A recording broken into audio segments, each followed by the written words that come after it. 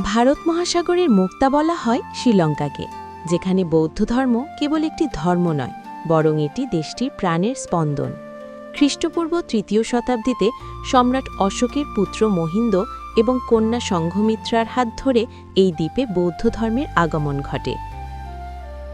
বৌদ্ধ ধর্মীয় সকল ভিডিও পেতে বুদ্ধিস্ট কমিউনিটি চ্যানেলটি সাবস্ক্রাইব করুন, আর ভিডিওটি ভালো লাগলে লাইক, কমেন্ট, শেয়ার করে সবাইকে দেখার সুযোগ করে দিন। রাজা দেবানাম্পিয়া তিসা বৌদ্ধ ধর্মে দীক্ষিত হওয়ার পর থেকেই শ্রীলঙ্কা হয়ে ওঠে থেরাবাদ বৌদ্ধ ধর্মের প্রধান দুর্গ।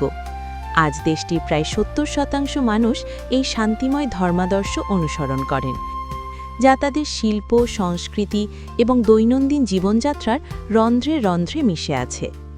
শ্রীলঙ্কার বৌদ্ধ ঐতিহ্যের কথা বললে প্রথমেই আসে পাহাড়ি শহর ক্যান্ডির নাম।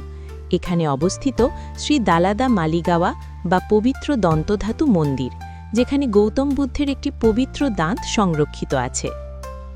প্রাচীনকাল থেকেই বিশ্বাস করা হতো, যার কাছে এই দন্তধাতু থাকবে তিনিই লঙ্কার প্রকৃত শাসক। প্রতি বছর জুলাই-আগস্ট মাসে এ বিহারটিকে কেন্দ্র করে আয়োজিত হয় বিশ্বের অন্যতম বর্ণিল উৎসব এসালা পেরাহেরা। কয়েকশো সুসজ্জিত হাতি, ঐতিহ্যবাহী নৃত্যশিল্পী এবং ঢাকির দল নিয়ে এই শোভাযাত্রা যখন রাজপথে নামে, তখন এক অপার্থিব পরিবেশের সৃষ্টি হয়। শ্রীলঙ্কার উত্তরাঞ্চলে অবস্থিত অনুরাধাপুরা হল এক জীবন্ত ইতিহাস।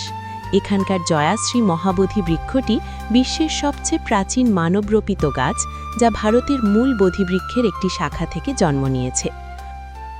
অনুরাধাপুরার আকাশছোঁয়া সাদা স্তূপ বা দাগোবাগুলো, যেমন রুয়ান ওয়েলিসায়া, বৌদ্ধ স্থাপত্যের এক অনন্য নিদর্শন। পাথর কেটে নির্মিত এই বিশালাকার স্থাপনাগুলো হাজার বছর ধরে বৌদ্ধ ধর্মের বিশুদ্ধতা ও টিকে থাকার লড়াইয়ের সাক্ষী হয়ে দাঁড়িয়ে আছে। এর পাশাপাশি ডাম্বুলার গুহা মন্দিরে পাথরের গায়ে খোদাই করা কয়েকশো বুদ্ধের মূর্তি দর্শকদের প্রাচীন যুগের শৈল্পিক উৎকর্ষের কথা মনে করিয়ে দেয়। শ্রীলঙ্কার বৌদ্ধদের কাছে প্রতিটি পূর্ণিমা বা পোয়া ডে অত্যন্ত পবিত্র। এই দিনটিতে সবাই সাদা পোশাকে বিহারে সমবেত হয়ে ধ্যান ও উপাসনায় মগ্ন হন। এছাড়াও দ্বীপের উঁচু পাহাড় শ্রীপাদা বা আদামস্পিকে অবস্থিত বুদ্ধের পদচিহ্ন দর্শন করতে প্রতি বছর হাজারো পুণ্যার্থী পাহাড়ের চূড়ায় আরোহণ করেন। অন্যদিকে শ্রীলঙ্কার গভীর অরণ্যে অবস্থিত মঠগুলোতে আজও সন্ন্যাসীরা হাজার বছর পুরনো পদ্ধতিতে কঠোর ধ্যান ও ত্যাগী জীবন অতিবাহিত করেন। এই শান্ত ও শৃঙ্খলিত জীবন দর্শনই শ্রীলঙ্কাকে বিশ্বের অন্যতম শান্তিময় ধর্মীয় পর্যটন কেন্দ্রে পরিণত করেছে। সময়ের বিবর্তনে শ্রীলঙ্কার বৌদ্ধ ঐতিহ্য আজও তার গৌরব ধরে রেখেছে।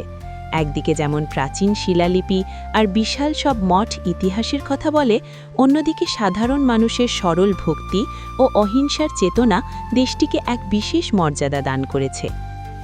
ইতিহাসের গভীরতা আর বর্তমানের ভক্তির মিশেলে শ্রীলঙ্কা তাই বৌদ্ধ ধর্মাবলম্বীদের জন্য এক পরম তীর্থস্থান এবং বিশ্ববাসীর কাছে এক বিস্ময়কর সাংস্কৃতিক উত্তরাধিকার। বন্ধুরা, ভিডিওটি কেমন হয়েছে অবশ্যই কমেন্ট করে জানাবেন,